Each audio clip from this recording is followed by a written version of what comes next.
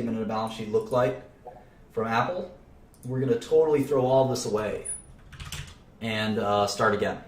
And we're going to start with a brand new topic of what does, and we actually did it right on the hour. I don't know if anyone has any questions about Apple. At 9 o'clock, we'll start sort of this very important question of how do we value things, not just Apple stock, but anything.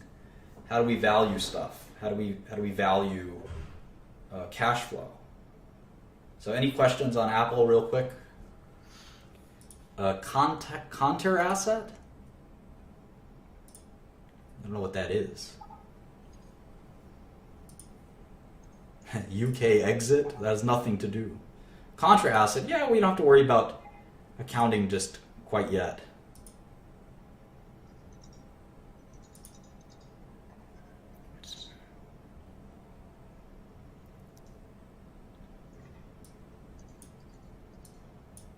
Martin, so you were talking about like the GAAP or GAAP. Is that where you can find all of like the? Because there are like a lot of different terms on these the financial statements that I don't really know too much about. Is there any good resource for like just reviewing those terms? Or I think just practice makes perfect. You know, they're all like self-evidentary. Like vendor receivables from vendors, right? It's money your vendors owe you. I don't know why your vendor would owe you money. Usually you owe your vendor money, not the other way around. Investopedia, I guess, but I just think, reading dozens and dozens of these, you will get there. It's okay. It's not that you don't need too much information about this stuff. Yeah, it was definitely helpful so far. Good question here. Do companies report revenues from their individual products on their SEC statements? Sometimes. You have to go through those statements. I think it was banned from Wall Street Bets, so I can't visit it. Reddit. I barely use Reddit.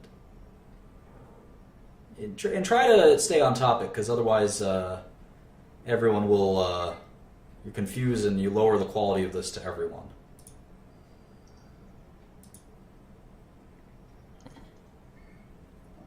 Companies are not obligated to pay dividends to their shareholders typically.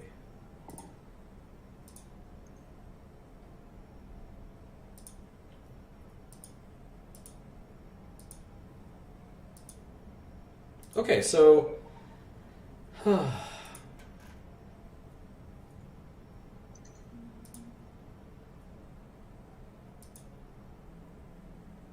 okay, so let's talk about is the SEC site accurate? Yes, companies have to, under penalty of arrest, they can be accused of fraud. SEC statements have to be accurate, and there's actually a bunch of people sitting in prison cells right now over misstatements in accounting. Enron is a good example. WorldCom, Computer Associates, etc. So they definitely. Tyco is another good one. So they definitely have to do that correctly. Okay. Oh, hey, there's our buddy, Charlie. You're perfect. I'm going to have to back out. Okay, great. Charlie's just in time. 9 o'clock here. Hey. What's going on? You're just in time. We're about to go into... As soon as I logged on, I heard SEC investigation, and I was immediately intrigued. I thought you might be talking about Valiant, but not already. No, I didn't. I think we said just SEC filings, but... Gotcha. What's up? Not much. We're just getting to... we just finished looking at Apple's income statement and balance sheet. Now we're going to talk about something probably a lot more important, which is how do we value cash flow? And what is cash flow? And what is... discounting cash flow and all this stuff. And this is a pretty complicated field, and I can probably teach you the definitions in 30 seconds. But the point of this is to understand it like the back of your hand, not to be able to recite a definition. So is anyone before? Are you looking at some slides right now? Yeah, there's a website. I'll give you the link. Can you maybe post this real quick? It's a YouTube. It's my YouTube live stream link. Got it. Oh yeah, I know that. So we just need one more person to join. I know there's a bunch of people How's it going? Hi. Are you a finance student or finance expert? Bullish? Okay. Blue bullish. Thanks for joining, dude. Oh, fuck yeah. Alright, got the slides up. Okay, good. Yo. Hi. You kind of look like a bum, and your background's echoing a little too much. So we're just gonna do this with us three. By the way, yesterday, total stage fright. Did not realize there were going to be that many viewers. No, that's all right. All right, so let's talk about cash and what it's worth. And this is, again, this is the core of finance. This is going to be, I want everyone to pay close attention. What we did with Apple, it's more technical, more kind of detailed. This is much more theoretical. And this is going to be a lot of fun if I do this right. And it's going to confuse you and give you much pain if I do it wrong. So this is going to be really important. We'll just lock the room so we don't get any distractions. Okay, so what's a dollar worth? I ask this question a lot in like every interview for financial people. I ask this question like 20 different ways.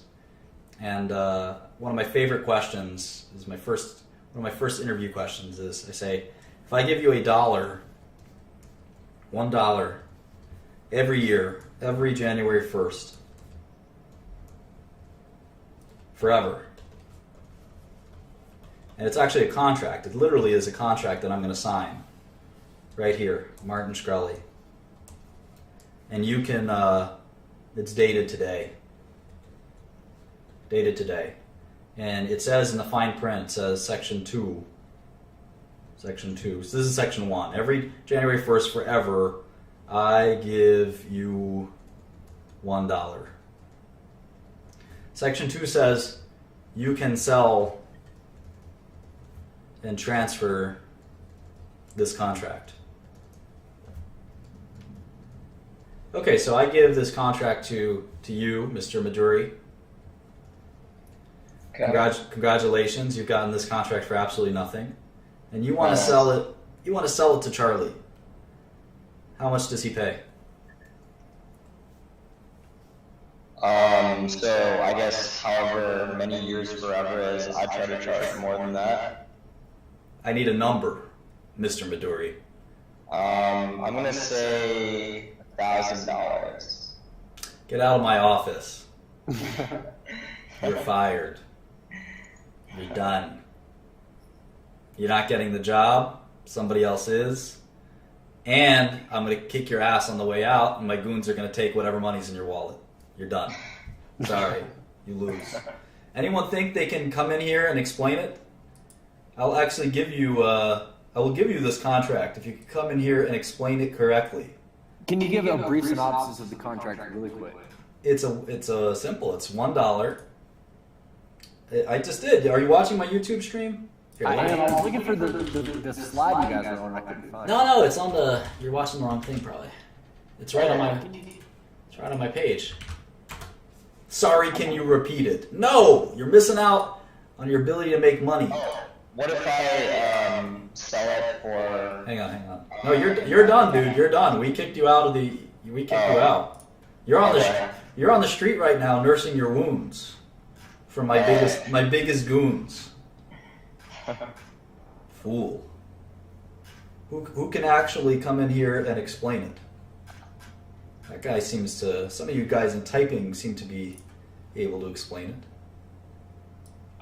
How long do you receive the dollar? It's perpetuity. I know that you know the answer, Charlie. This is. How much would I pay for a contract that pays me $1 every year forever? I know that you know the answer. Let's not spoil it. Let's see if someone can come in here and explain it. It's a $1 contract. I'll give you $1 every January 1st forever, as long as this piece of paper exists. And forget about like me. Pretend I live forever in this scenario. Pretend I'm going to live forever. I'm going to always have that ability to pay you $1 as well. There's no solvency risk. There's no end of life risk. It's just $1 forever. and you can sell the contract to get $1 forever to whoever you want.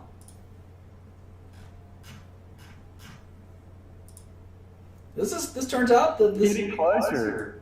this is actually a very, very tough question to answer, and you'd be surprised. I've interviewed probably 1,000 people in the last few years.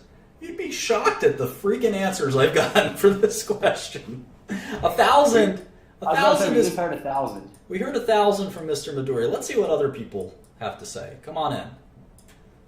I'd like to see rapid fire, kind of who. And I'm just going to X you out real quick, Midori. See if we can get people to come in here and explain your answer.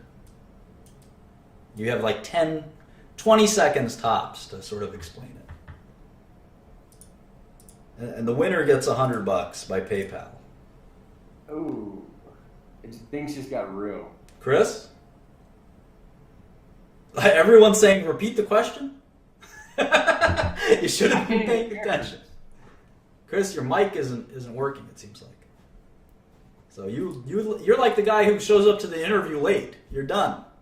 You can have your mic I'd work. sell it for $60K too, Bass. 60K? Is that a legit answer? Yeah. Use the Pythagorean theorem. Winner's circle, you got this. J-Rock? I wouldn't sell it. That's my answer. Winner circle, that's your answer? Why would you sell something that's guaranteed that's that solid? All right. You also don't get the job. J-Rock? He's thinking outside the box. No, I'm putting his answer down as question mark, too confused. J-Rock, your mic doesn't work. Again, you're the guy who shows up to the interview drunk. Don't do that. Oh, Billy the Fridge. Billy the Fridge. Boy. Okay, 20 seconds. I was gonna say, depending how long you're gonna live, say, 20 years old right now, I'm gonna live to be 87. I told you age doesn't matter. Just pretend it like my nephews will have to take over. My son. $8? $8? All right. No explanation given, but $8 is the answer you gave. It's not a great answer. How about you, Para?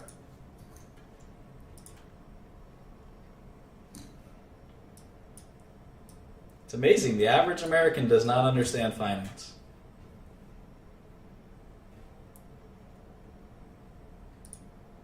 Give us a hint. Of course, blab doesn't work.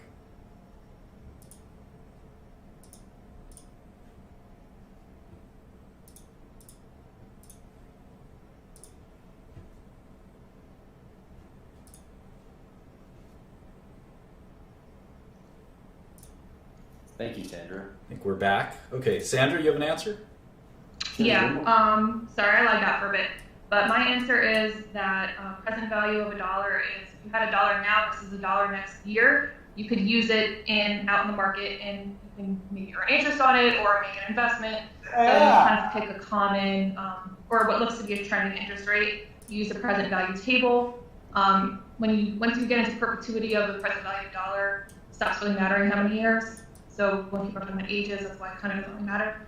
So you'd rather have $1 now versus later, so you'd rather sell it, I'd say around $13.50. $13.50. Wow. Bam! What an answer. What a babe. What a goddess. What a genius. Congratulations. You are Thank you. insanely She came in on a mission. smarter than everyone. Charlie, do you accept? You're buying it for $13.50? What are you doing?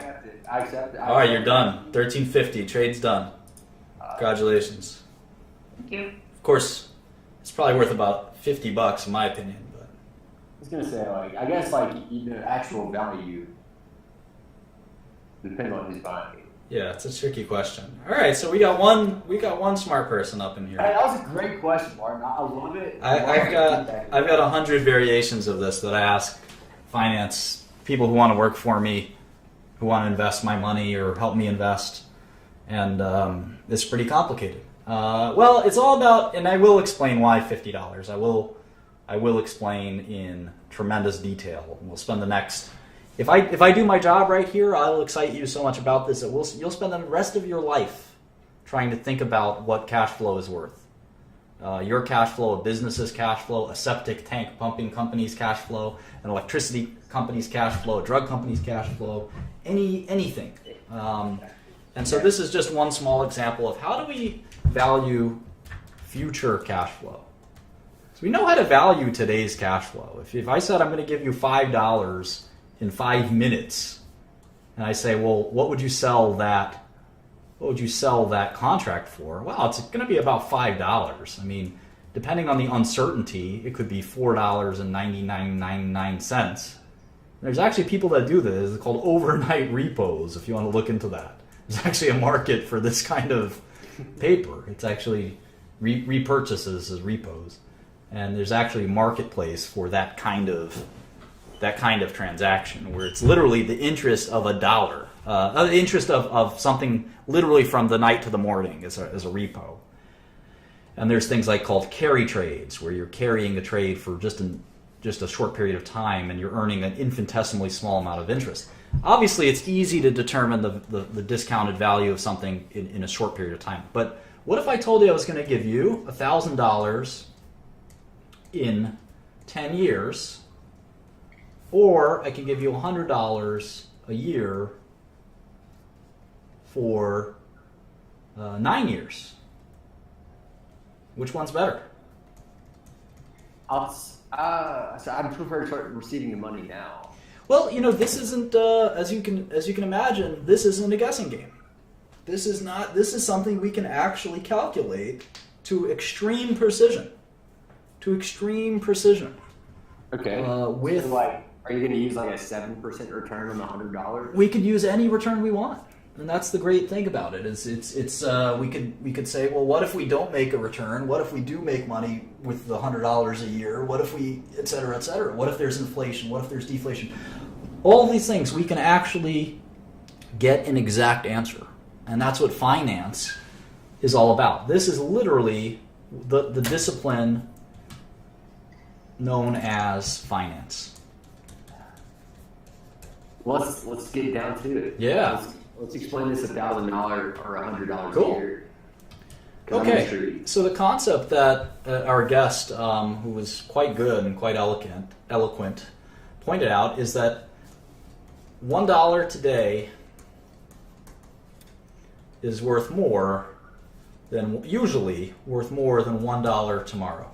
Not just usually, almost always.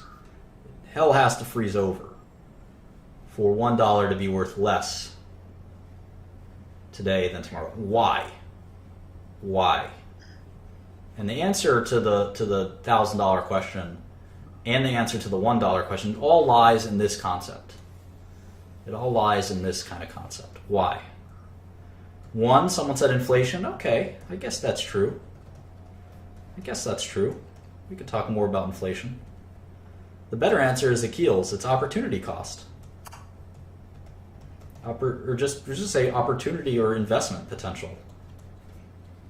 Same way molecules have potential energy. If you had $1 today, let's say it's Monday. Let's say it's Monday, January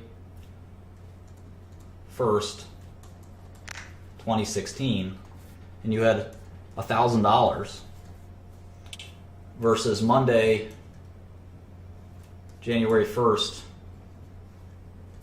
2019, and you have $1,000, which is the better place to be if you're an investor? Well, you'd much rather be in 2016 because you can invest that $1,000. And let's say you make a 10% return per year. Well, in 2017, you would have $1,100. In 2018, how much would you have? $1,210, right? And in 2019, how much would you have? Gosh, my math is starting. 1,341 or Yeah, something like that. I think that's right. You would actually have $1,331 in 2019 versus $1,000 in 2019. So The ability to invest the money and earn a return is why a dollar today is worth more than a dollar tomorrow. But how much more? And why would we pick 10% here? Why not 20% or 3% or 1%? I mean, it depends on the kind of return you get. And what about negative percentages? There's a such thing as possibility. There's a such thing as deflation, right? So we have to think about all of those things. And this is what finance is all about. We toss and turn about this. We toss and turn about all this stuff. What about risk? What a fantastic point. Danny Argueta, you are a special person. That is the most important thing, in fact, is risk. And we'll talk about that soon. Risk. So we got inflation, opportunity, which is risk. It's not a third thing. Opportunity and risk are the same thing. And we'll talk about that in a minute as well. So this is really a theoretical, it's kind of a very theoretical part of finance, and I love it because it's almost philosophical even.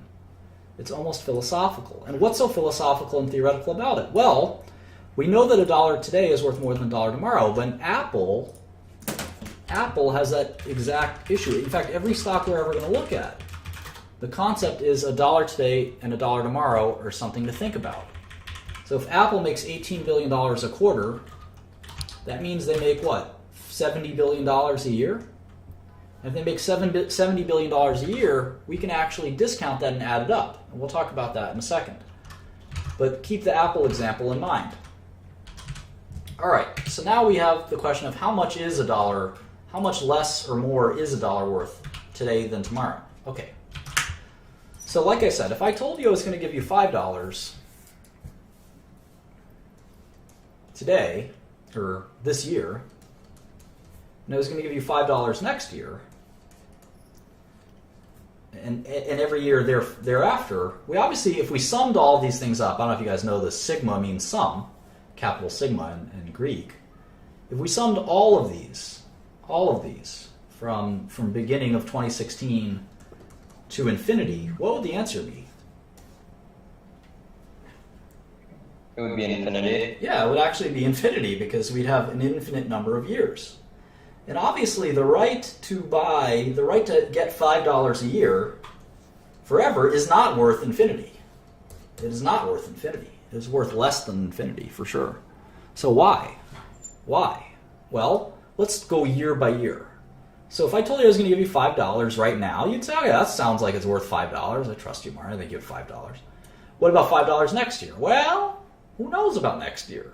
You know, you may not know, you may not be able to collect next year. God only knows. And then again, the idea that $5 will be worth $5 next year, it won't be. We know at least there might be some inflation. We know that I'd rather have the $5 today than a year from now because I can invest. I can invest that $5 and maybe make a few percentage return.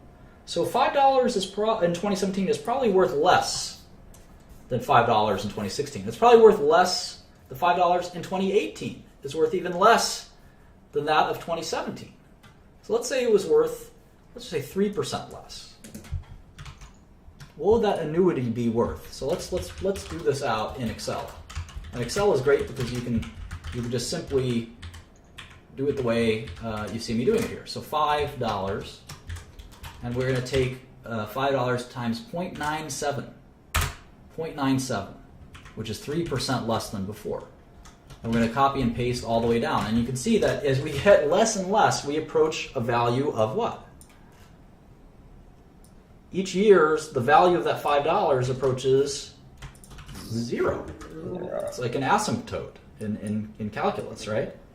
And in fact, we can kind of even graph what the $5 per annum. Remember, the face value is $5 every year. It's always going to be $5. In year 2250, you will get $5. But the value. But that $5 is going to be shit.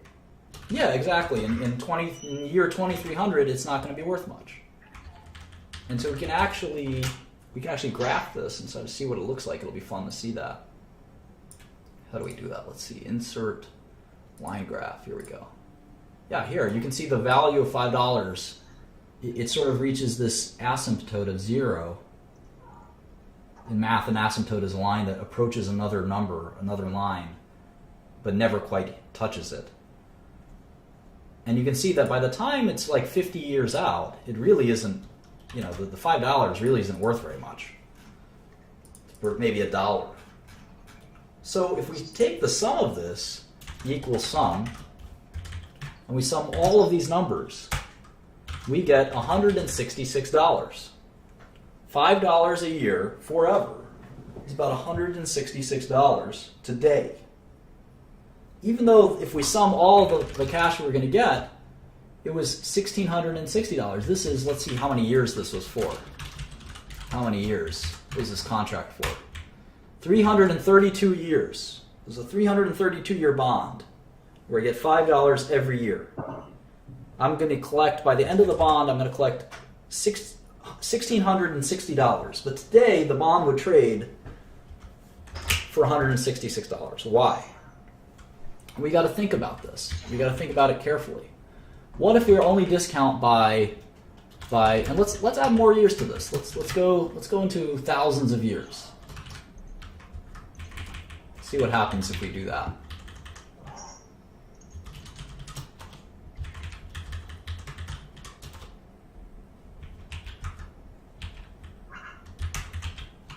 Hang on.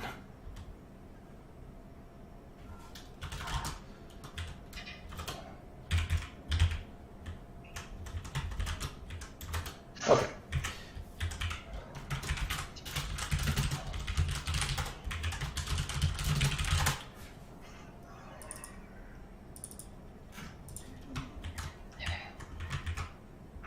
Great.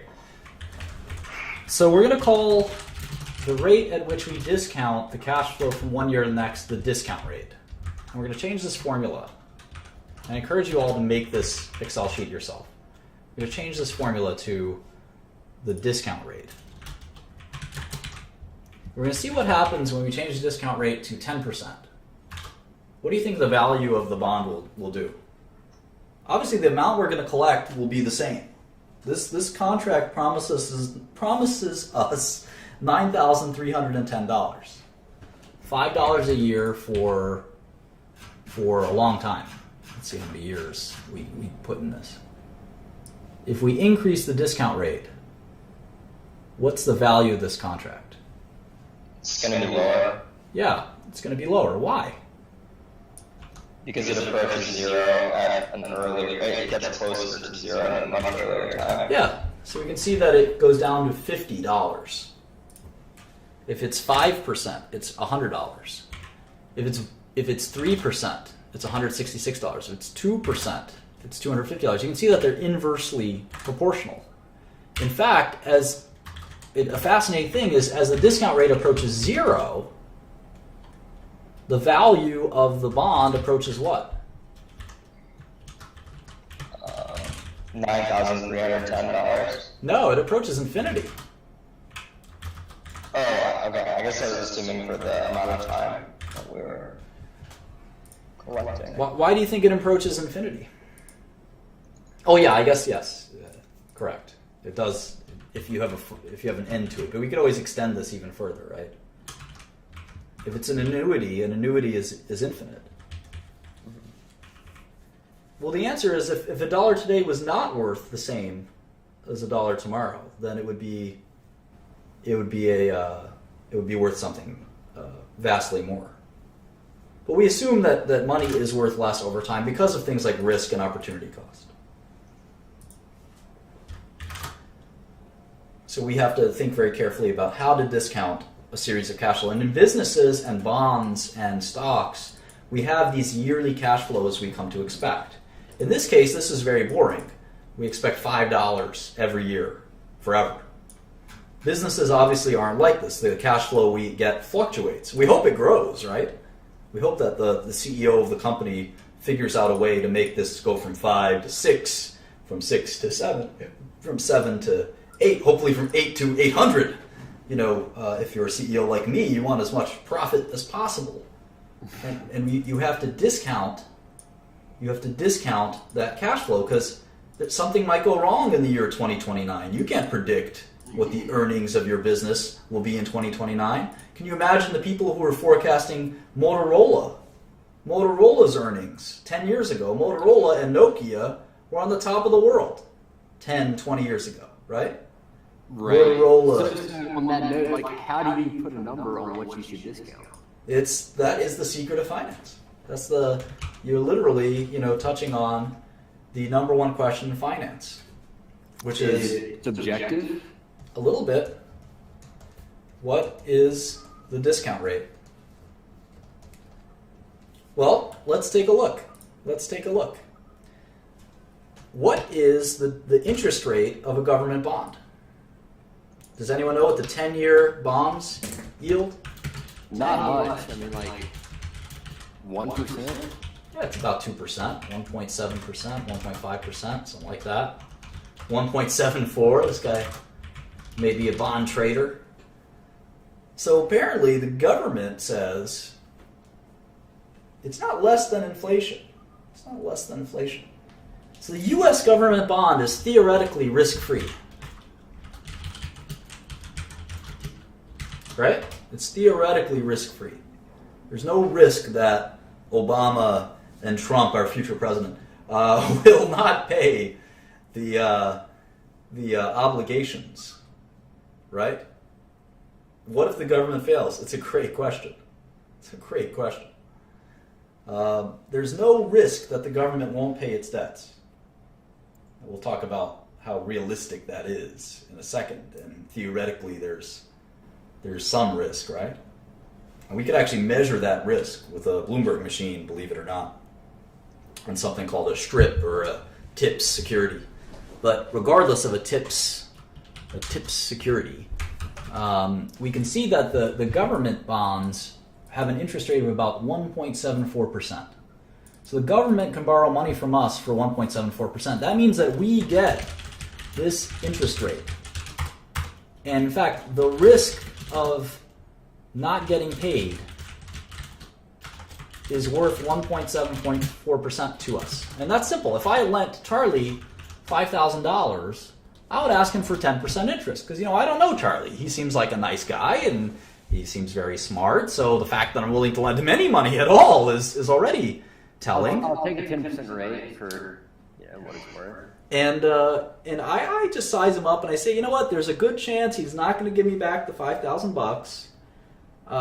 Who knows? He will, though. Who knows? Yeah, a reasonably good chance he will. So I'm going to give him a 10% interest rate. Now, if a friend of mine named Maurice, who has a arrest record and he's known to traffic narcotics in my community, Maurice wanted to borrow $5,000 from me,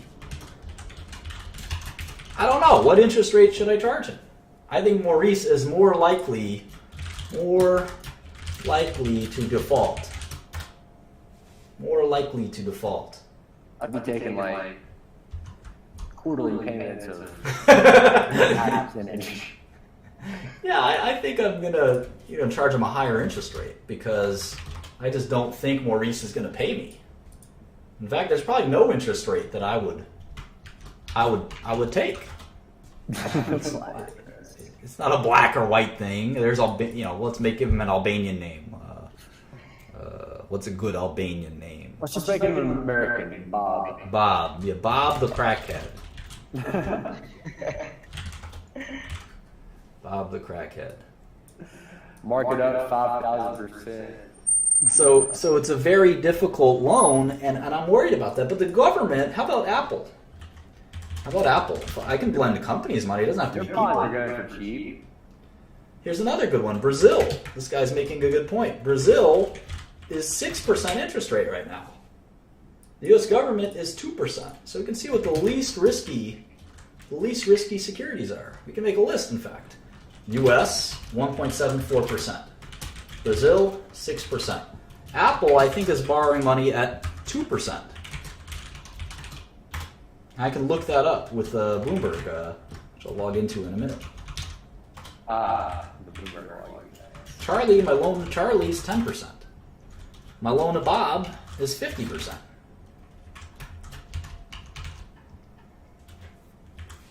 So you can see that the riskier a loan is, or a cash flow is, the less we expect to get paid. The less we can discount it. The riskier a loan is, the more we have to discount it. Does that make sense? Good. It does. So if we have a corporation, remember, these are bonds. These are secured obligations. Bonds are senior to equity. Cash flow from equity is riskier. So when Apple makes $18 billion this year, this is Apple's income statement, we don't know what they're going to make in 2017. It could be 10% more. It could be 10% less. We don't know. We have no idea. Let's look at an athlete. Let's take name an athlete everyone likes. LeBron James, Steph Curry. All right. Kobe would not need to give an example because he's retiring. So what is the value of Steph Curry's contract? He's going to make, let's say he's going to make $10 million a year for 5 years. I don't even know what team he plays for. Golden State Warriors, I think. Yeah. So let's say he's going to make $10 million a year for 5 years. What's the value of his contract? It's $50 million on paper. On paper, you're going to get $50 million in payments. But what about present value? Well, it's a guaranteed contract from a major company. So it's probably not very risky. But even the least risky thing, a government bond, a promise from the U.S. government, it has never broken its promise in 200, how old is this country? 250 years. It has never broken its promise. It is not about to break it soon. That's the most ironclad, at least for bonds, it's never broken its promise. Wars and shit like that breaks it every day, but for bonds, it's never broken its promise. Apple, very creditworthy. Brazil, Charlie, Bob, these are much riskier. So, but Steph Curry is the Golden State Warriors. You gotta discount that big time. No, he's gonna get his money. And remember, his contract says, paid If you're discounting, even if injured. you gotta discount Steph Curry. I would say a discount rate of 5% would be appropriate. Okay. So in Excel, what we do here is we actually do something like this. It goes equals NPV, parentheses, 5%, comma, and then we highlight all of these, and we get a number. It's $43,290,000. That is the present value. And why is it $43 million and not $50 million? Can anyone answer that?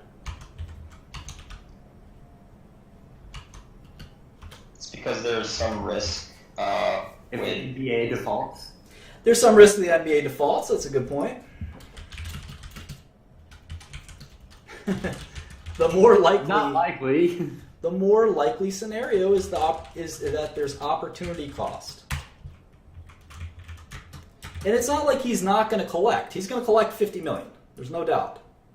The point is, he would rather trade 5 equal installments of $10 million for $44 million or $45 million. And the discount rate, this is a really important concept right here. You guys, this is gold here, what I'm about to tell you. It's a secret. The discount rate should be equal to the risk-free rate,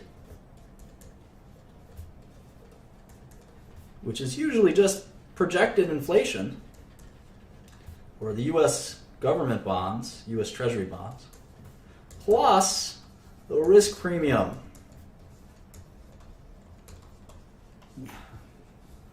So what does this mean? Well, all securities have the same inflation risk. Right? Bob and Charlie don't have any different inflation risk than the U.S.'s inflation risk. Brazil has its own inflation risks, right? But there's some risk amount that we're going to assign to everyone, right? Like the U.S. is 1.7%. Then we have to add a little bit more risk. at a little bit more risk. So in the case of Steph Curry, we're going to say, all right, well, government bonds are 1.7%, so it has to be more than that. So it's going to be some percentage more than that. And it's going to equal some percentage. And we've decided arbitrarily, right?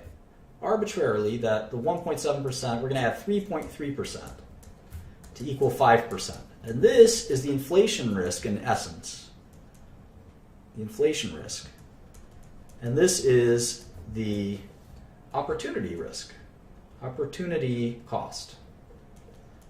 And this is a very theoretical concept. And part of it is based on how well Steph Curry can invest this money.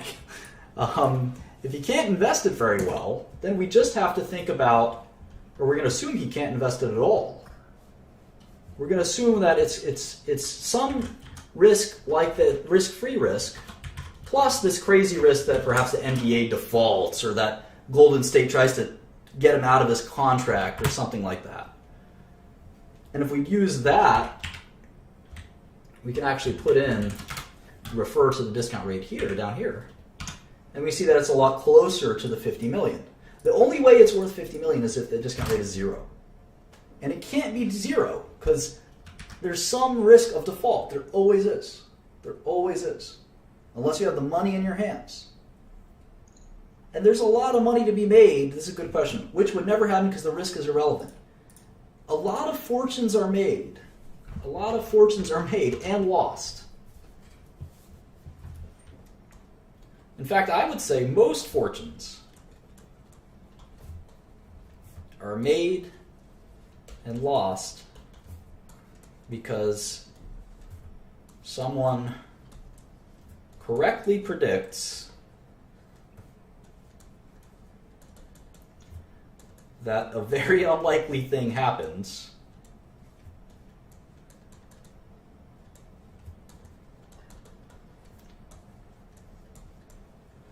or doesn't happen.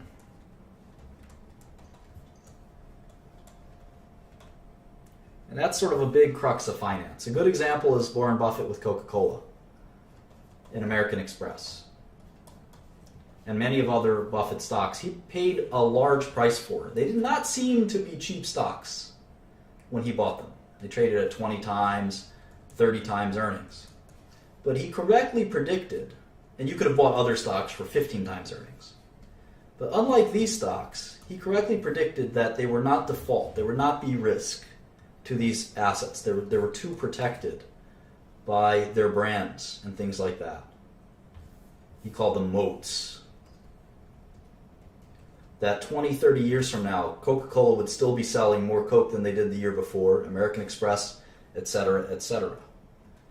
And then the opposite is always true.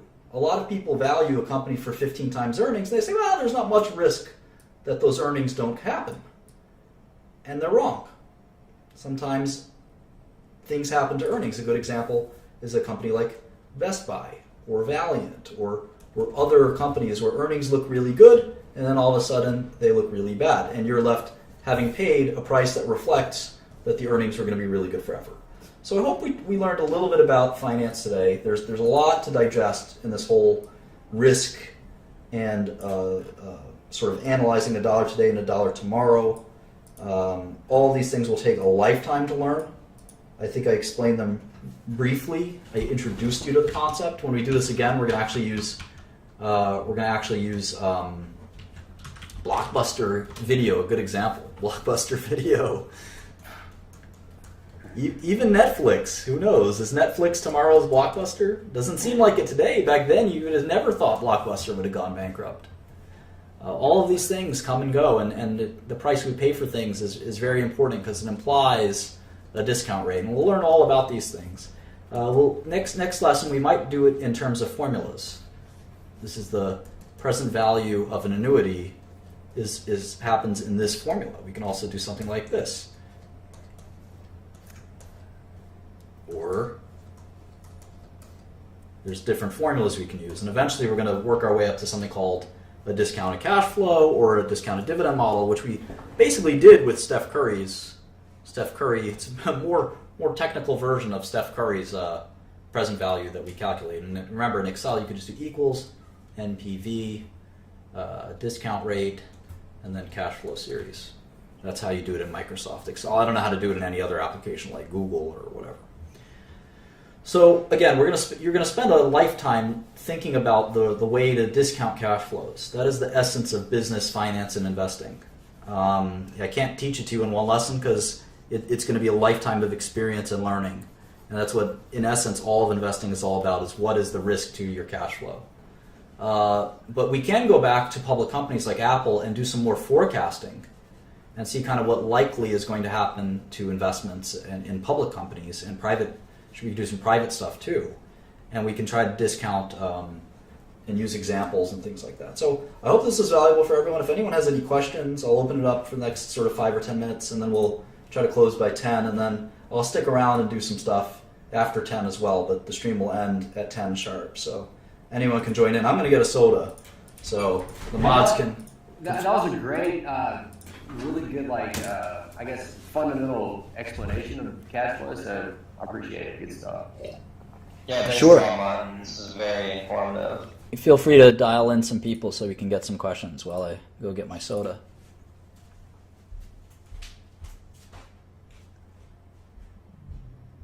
Billy. What's happening? Oh, God.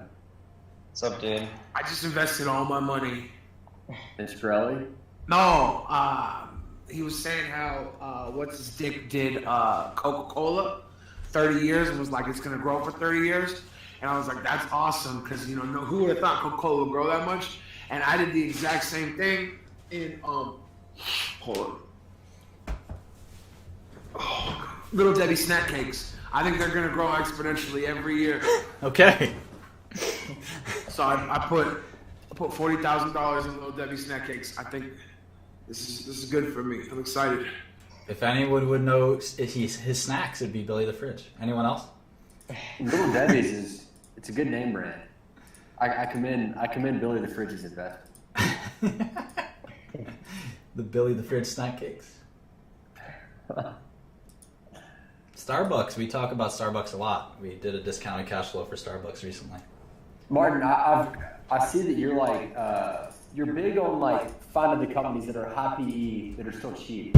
So is there a reason that you're attracted to these? I mean, the lower PE, the better. The less I have to pay to buy a company. It seems like you're it seems like you're interested in the ones that are high PE, but still are cheap.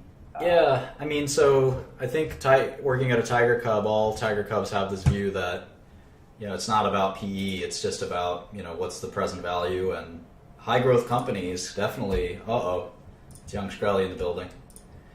Dun dun dun dun. Unbelievable. High quality companies often have high PEs, and that's why they have moats that protect them. Yeah. Coca-Cola is always traded at a high PE, but it's always going to have its moat. Coca-Cola will be here 30, 40 years from now. I mean, you can bet your bottom dollar. In a world where there's very few certainties in this world, right? We don't know what the biggest computer maker is going to be in 20 years. We don't know what the biggest social network is going to be in 5 years. But we know Coke's going to be here. We know American Express is going to be here, most likely. We'll see. PayPal's coming around the corner. And we know there are some things that we can rely on as brands, right? Toothpaste. There's no technology that's going to change toothpaste in the next 20, 30 years. So we can value. It doesn't mean you always buy Coca-Cola or Procter & Gamble. It means that if there's a discount to those stocks because of some crazy thing that's happening in the world, you can take advantage of that discount. So IBM is a good example. IBM is trading at 8 times earnings, and Buffett loves it. I don't know anything about tech, but if there was a 3% discount rate that went to an 8% discount rate for Procter & Gamble, I'd buy Procter & Gamble. And all of these things are pretty complicated. We'll get into it more and more and more. Reese? So I pretty much understood everything except for at the very end I was a little confused. So is the discount rate the number that shows an asset's value after you calculate the risk involved, or? Discount rate is how much you discount 1 year's cash flow from 1 year to the next. It's like I said, discounts should Actually, the present value of future cash flow. Yeah. Ish. Discount. Is that young Shkreli? Yes, of course. in the flesh. Hilarious.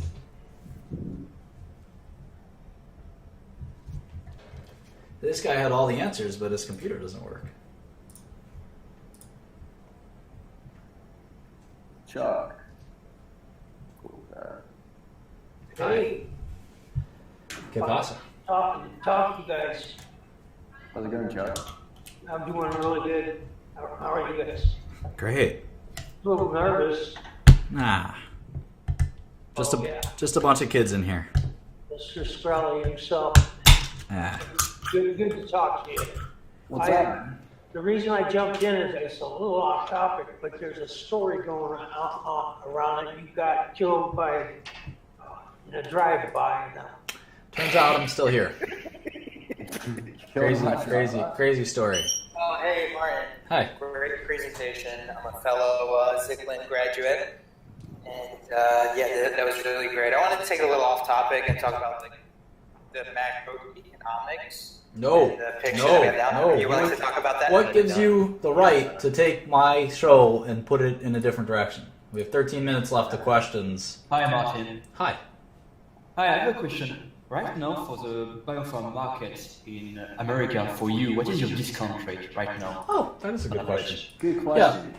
So drugs have very low discount rates typically.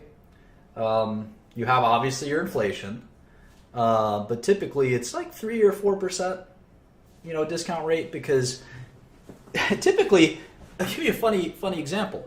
Most people who start a prescription drug continue to take it for years and years and years to come. They're like annuities themselves. I take one prescription drug. I've taken it for literally 14 years in a row. 14 years in a row. That is as close to an annuity as you can get. That's better. I've only been a T-Mobile customer for 9 years. So for pharmaceuticals, what do you take? You take Limitless? yeah, I got that Limitless. But the point is that Like that. it's a great business because you have your customers. They come back every month. Every month they come back for the same drug. So there are risks. So you have to know each drug is different. If there's a competing drug coming out that is going to take a lot of market share, it still usually is not going to affect cash flow that much. If there's a cure coming out, then you have to discount a little bit more. And that's happened a few times where there was like a vastly superior drug that came out. Vastly superior. Then you have to take a higher discount rate. Sometimes the discount rate is actually very low because you're planning on price increases, if you know anything about that. Sometimes you can plan those in advance and you have very low, potentially even no discount rate. Then you have your intellectual property, right? So you inevitably have an end to a drug. Drugs are very unusual. It's like no other business. You lose your monopoly eventually. And you fight and fight and fight to make sure you keep your monopoly forever. But eventually your patent is broken, and the drug goes generic. There are some drugs that don't go generic. Those are pretty cool. And then what else? There's no other option. Well, they can't. The drugs that don't go generic are the ones that the FDA hasn't made a way for it to go generic. If that makes sense.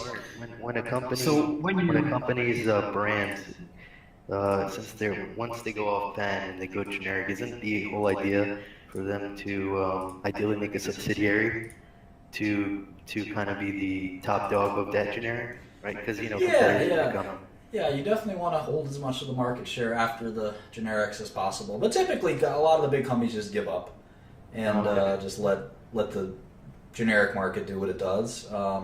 Yeah, it's usually like a 3, 4, 5% discount rate, Quentin. So it's pretty low. Once you have a drug FDA approved, you just sit there and let the cash pile up, basically, until your patent expires, at least. Young Shkreli, I see a pen in your hand. Are you taking notes as you talk to Martin? He doesn't need to take notes. Nah, no. Who is this guy?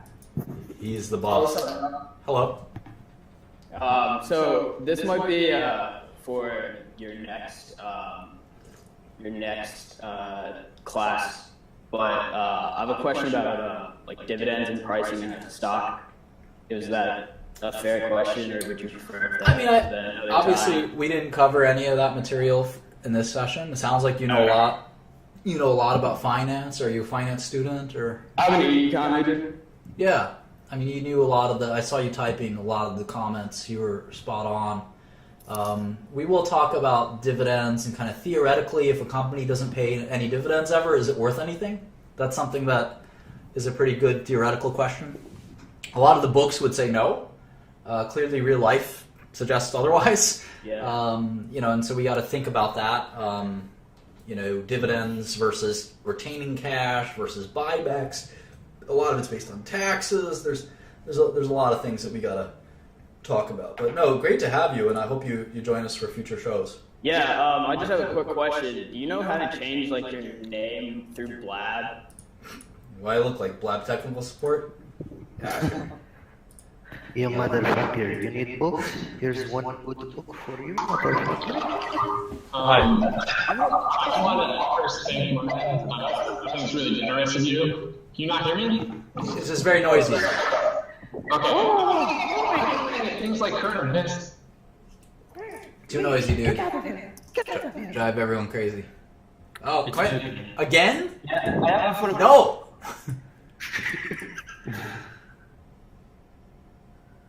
Don't do that. Filbert? Wow. Okay. Hey Charlie, I'm not in a talking mood. Maybe next time. Your mic's off, Filbert. We can't hear you. You talking to me, Charlie? Yeah, I seem like you want my dick, bitch. I'm just curious to know, like, about you. I thought you were like a joke until I started hearing you ask good questions. I'm a real ass nigga. Don't worry about it. Hi, Hunter. Hi, Hunter. When's the next finance class? I don't know. I kind of do it when I have time. I just watch my Twitter, and then I do record these, so so I am able to upload them. I have you on tweet notifications, so whenever. Yeah, the first one has been recorded and uploaded, and this one will be on there in a few minutes. Right. Thugs have feelings too, according to Akil. They did. So we'll start trolling and going crazy in about 7 minutes, don't worry. I was really afraid to stand by. Your mic is off too. Why is like 60% of people's microphones off today? I don't understand. No, I'm not going to 1 second you. You 1 second for me. Just hold on 1 second. Solid. It's not a bad thing. Okay. I was wondering if things like which presidential candidate is going to win, or like the Syrian refugee crisis, does that affect like rate or Sure. risk? Sure. Yeah. I think Democrats would give cash flows across the world a higher discount rate. Republicans would give them less. I mean, taxes and other things like that would shift dramatically over extremely long periods of time. I don't think it matters much, but political stability hugely important in forecasting cash flows. Venezuela, Argentina, I mean, half these countries have a new currency every 5-10 years. Ukraine, could you imagine having Ukrainian cash flow? All right. All messed up here on Blab.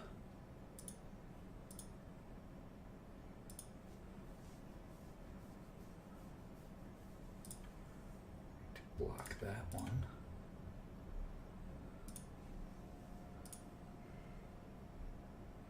Yeah, government geopolitical risk, I think we call it geopolitical risk. Okay. Hey, Martin, so you mentioned in the presentation that U.S. government bond has zero risk, and I mentioned that that's absolutely not true. But it got me thinking, I mean, it's a little abstract, but does zero risk exist? Like, We'll have multiple lessons on that. I've spent my whole life thinking about this concept, and I think there is an answer to it. I don't want to share it right now, just because it's too complicated and sort of mystical even. It's almost like a religion to me. I don't know that zero risk exists, but I don't think that's the question one has to ask. I think risk to cash flow is less about perceived risk and it's about actual risk. So if something doesn't default, did you ever risk anything? I mean, discount rates are really kind of very theoretical in a sense, right? I mean, if a bond is paying you $100 a year and you say, my bond to Maurice, the street guy, versus my bond to Charlie, the business owner, well, what happens if Maurice does pay you?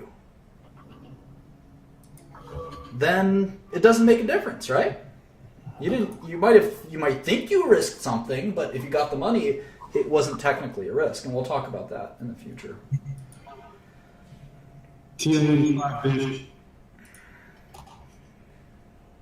Hey, Mike. That's how you gotta work out, son. Hey, Martin. Hi. I was wondering, talking about Bloomberg terminal. Do you like Bloomberg? I know it costs $5,000. Have you heard anything about Bloomberg and the new terminal coming up in the news? It only costs about like $1,000. Yeah, I've heard about it. There have been Bloomberg alternatives for a long time, and Bloomberg's the go-to. So if you're managing hundreds of millions of dollars, you don't really care how much your terminal costs. What do you think about the negative interest rates in Japan? And do you think that we could do that here in the U.S. feasibly? Well, inflation, I was thinking that for a while, and inflation just spiked up last month. So there goes that idea. But sure, I mean, negative discount rates, that's a concept we can talk about someday. Yeah, absolutely. Do you think that's anything that could even be, I mean, what do you think would be the ideal situation where we could... That's Illuminati top secret stuff. When you have cash flow at a negative discount rate. Think that through. It's not possible, is it? Or is it? All right, Daniel. I think your mic is off. We have just 2 minutes to go. And don't use the B word. You'll get you sued. Mark, what would you say is the most important thing about running a business? I don't think you can encapsulate it in one soundbite. When are we going to pay for the issues that we had in 2009 and 2008 that we never fixed? When you graduate from broke. You're done. You're done. You're done. Yeah, so that formula you use in Excel, you know how I said 43 million instead of 50 million? Is that assuming like you could get the first 10 million and then it defaults and you don't get the rest? Or is it so like, you know what I mean? Nah. Not exactly. Maybe just like go over it a few times. I think it'll sink in. It's like basically what is the value of those cash flows if you were to receive them in that order? What's the present value today? If that makes sense. All right. It's definitely, it takes a little while to sink in. You'll get it. I have faith. Or not. Not everyone has to pass the class. Hi, Martin. Again. So this was about U.S. government and the default rate. So have you looked at the recent accounting papers that the U.S. government just released with their assets and liabilities? And student loans are 32%. Well, are those federal? Those are assets. Oh, I see what you're saying. Over like $17 billion or $17 trillion in liabilities. How would you count large difference? I'm not a macro analyst. There's certainly a possibility that the government defaults. I don't think it's likely, but yeah, it's a good question. You know, macro analysts look at country balance sheets all the time and decide that, you know, a country will go bankrupt. You know, people did it in Greece and Ukraine and made a fortune. So you can certainly, Japan is another example. You can certainly look at countries and decide they'll go bankrupt and bet against them. Anyway, thanks so much, everyone. 2 hours is up. I really appreciate you joining in, and we'll see you next time.